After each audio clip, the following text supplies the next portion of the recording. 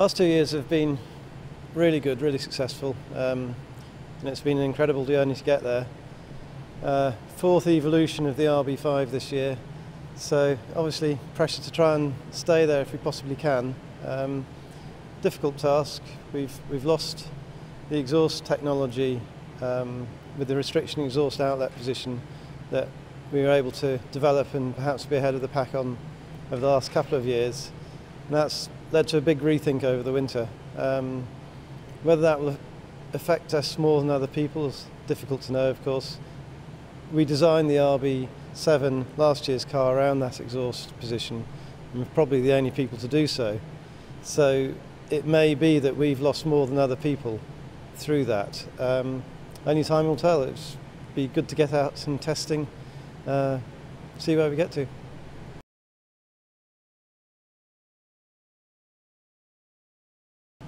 Regulation restrictions like the loss of exhausts are a bit frustrating in truth, because they are exactly that, they're restrictions. They're not giving new opportunities or avenues particularly, they're just closing a door. So regulation changes I enjoy, regulation restrictions I rather lament.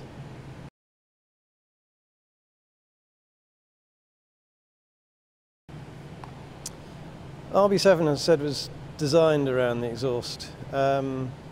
This year, knowing that exhaust position from last year would be taken away, we've had to go back and look at how we had developed the car through the last somewhere between 1 and 2 years with the side exhaust, and try and, if you like, make sure that routes that we'd taken that were only suitable for that exhaust position, we now have to re-evaluate. Probably one of the key things there has been the rear ride height. The exhaust allowed us to run a very high rear ride height.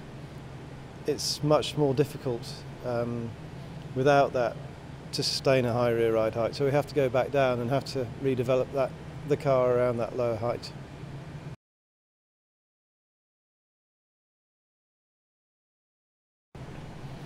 The restriction nose height, which is a maximum height just in front of the front bulkhead, hasn't really changed the chassis shape very much. We've kept more or less the same chassis shape, but had to drop the nose just in front of the front bulkhead, which, in common with many other teams, has led to this, I think we'd probably say, slightly ugly looking nose. We've tried to style it as best we can, but it's not a feature you'd choose to put in were it not for the regulation.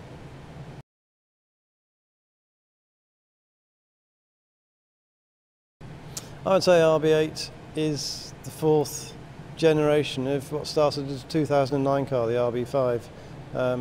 So I guess this is the great grandson of that car.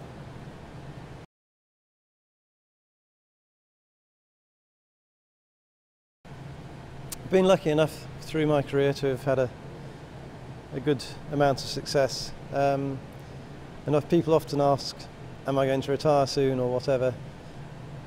The answer is, as long as I keep enjoying it, then I'd like to keep going.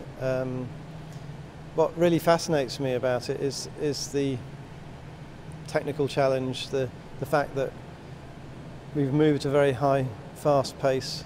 So every 2 weeks we're out being evaluated, which if you're doing well is great, if you're doing poorly is painful, but at least you know where you are and you get to see the product of your work very quickly. So I really enjoy working with my colleagues, my fellow engineers here at Milton Keynes, with the drivers, of course, at the track. It's a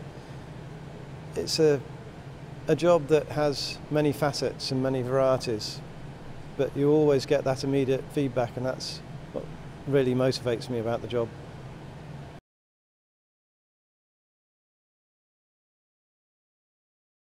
I think we have a great driver lineup. Sebastian, obviously double world champion now. I think matured tremendously through last year. In 2010 he drove a great season, showed immense talent and thoroughly deserved to be world champion at the end of it. But it was a rocky year. He was a very young lad. He showed incredible determination and ability to learn from his mistakes. Like all people, he made mistakes through that year, but he never made them twice. And I think that ability to learn from his mistakes and to always be searching and trying to improve really showed in his driving last year. He really made no mistakes last year. He was aggressive when he needed to be. He was patient when he needed to be. Really showed incredible maturity, and there's no reason to think that that won't continue.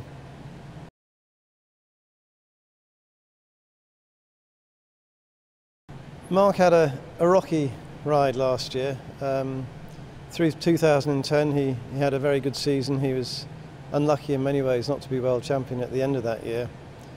2011 he initially, I think, struggled a little bit to understand how to use the Pirelli tyres. Took him a little bit of time to adapt to them. He's had a great winter. He's tremendously fit. He's really looking forward to the start of the season, and I think he'll be one to look out for this year, I hope.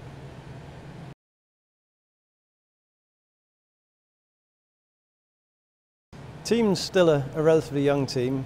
We've come a long way in a very short period. Had a great deal of success over the last 2 or 3 years, but we still occasionally show our youth. We still occasionally make mistakes, which hopefully it's like the Swan. It looks graceful on the top, but there's a lot of action going on underneath. So we're still learning, but I think the fact that we are a young team with tremendous spirit and determination is great. It means that we do learn, and we do try to evaluate and continually criticise ourselves and see how we can improve. So I would hope that with the confidence of the last few years in our steady improvement, we can keep maintaining and keep learning.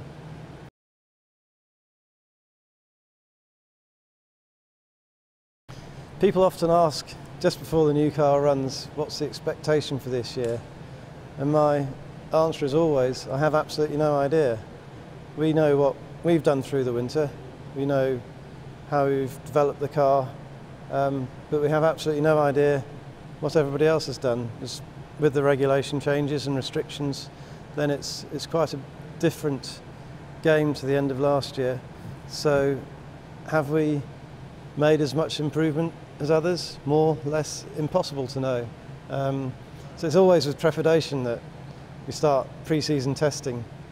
And pre-season testing itself is very difficult to read from. If we're hopelessly uncompetitive to another team, then we'll probably realise it. If there's 2 or 3 of us that look broadly similar, then it'll be very difficult to pick actually who is the quickest out of those. So it won't be until we get to Melbourne qualifying that we'll really get more of a feel for it.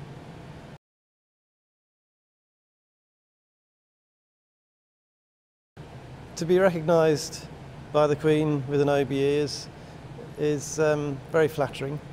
Particularly proud of the fact that it's for engineering achievement. I think so often engineers in the UK are overlooked, and that's a shame given our proud roots through the Victorian era of developing industry and technology engineering.